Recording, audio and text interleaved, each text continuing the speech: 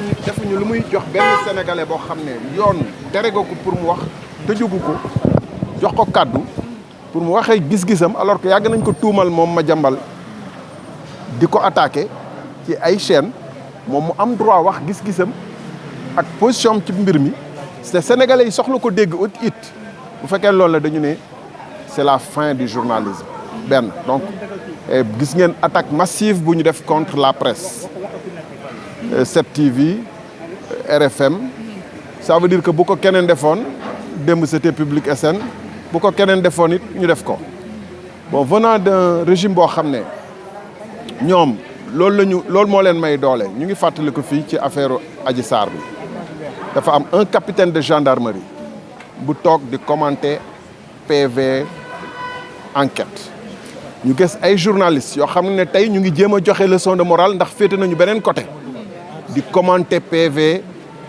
di ko joxe secret d'instruction di ci wax lu sore mun nañ fàttali que Dakar Matin rôle bu mu ci joué woon mun nañ fàttali yeneen journaliste rôle yu ñu ci joué woon loolu démb la woon il y a 2 ans ci ginnaaw loolu mooy secret d'instruction mooy PV wu gendarmerie boo xam ne c'est confidentiel warul génn ñu joxe ko gis nañ fi ku ñu àtte Ousmane Sonko pour ne pas le nommer mu dem Ziguinchor toog def interview 1 heure bu ñu tëjoon instant boobu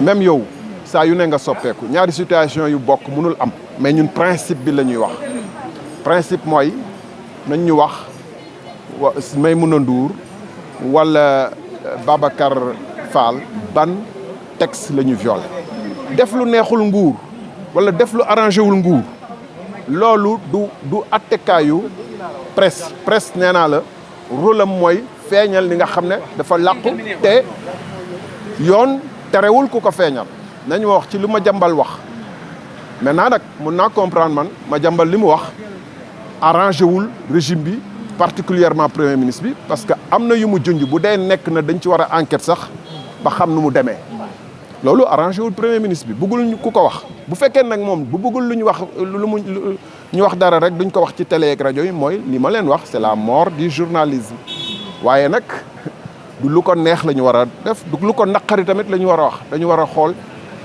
lan la sénégalais yi bëgg dégg te mu dëppoog loo xam ne tamit yoon terewu ko man nag gisuguma fi lu fi yoon tere. te gis nañ ndax jàpp nga ne un simple acte de justice la wala li nga xamante ne moom mooy atteinte à la liberté d'expression.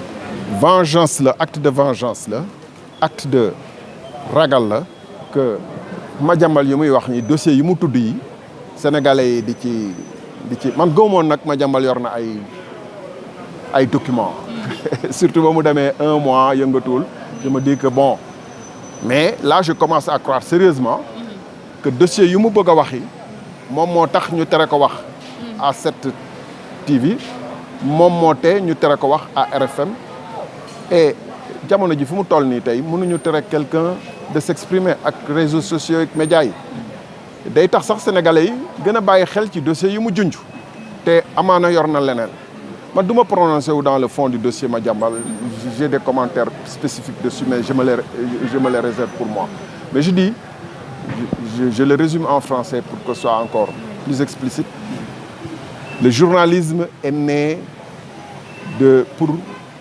montrer, dévoiler, révéler ce que les pouvoirs n'ont pas envie qu'on révèle. C'est pourquoi on appelle la presse un contre-pouvoir ou le 4e pouvoir.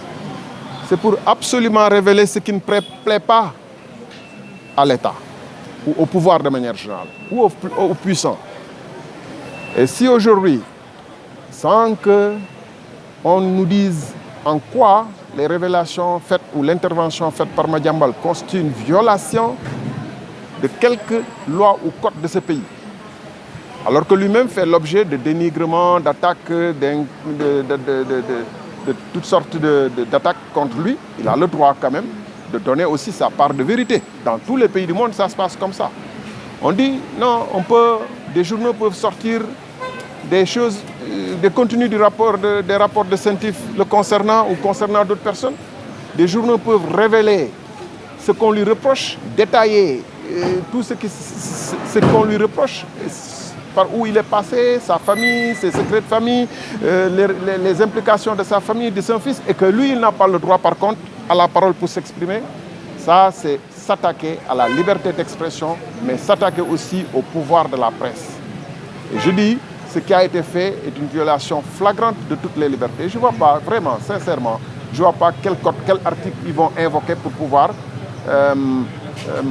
justifier ce qu'ils sont en train de faire. Sauf qu'ils ont la force publique, ils peuvent se permettre de faire ce qu'ils veulent, d'attendre que des gens aillent à l'aéroport pour voyager et qu'ils leur disent non, vous êtes interdit de voyager, de vouloir fermer la bouche à ceux qui veulent s'exprimer. Et je lance un appel aux universitaires, aux intellectuels. On a vu vers la fin du règne de Macky Sall des pétitionnaires, des intellectuels, des universitaires qui ont fait force de pétition. Je sais que les mêmes libertés, les libertés sont violées de manière massive actuellement. La liberté d'expression, les droits des individus, on séquestre des individus, on les enferme, on les amène en instruction, Abdounger, Badara Gadiaga, tant d'autres, juste pour leur fermer la bouche.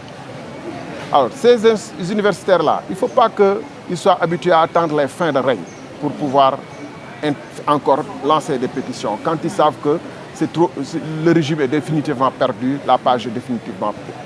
C'est maintenant, quand la dictature veut prendre racine, avant qu'elle ne prenne effectivement racine et qu'elle ne s'incuste, c'est maintenant qu'il faut agir.